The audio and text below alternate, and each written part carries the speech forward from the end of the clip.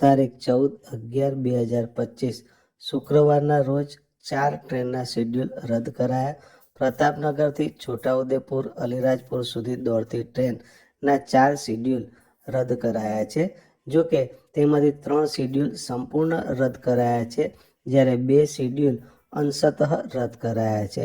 છોટાઉદેપુરથી સવારે 10:20 કલાકે, બપોરે 3:33 કલાકે, સાંજે 5:15 કલાકે ઉપડતી ટ્રેન સંપૂર્ણ રદ કરાઈ છે, જ્યારે પ્રતાપનગરથી સવારે 7:15 કલાકે, 9:05 કલાકે અને બપોરે 2:10 કલાકે ઉપડતી ટ્રેન સંપૂર્ણ રદ કરાઈ છે. જ્યારે છોટાઉદેપુરથી સવારે 6:03 પ્રતાપનગર જતી ટ્રેન ડભોઈ સુધી જ જશે.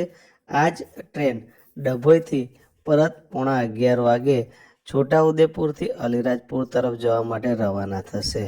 તારીખ 14ના રોજ ટ્રેનના શેડ્યુલ આ પ્રમાણે રહેશે.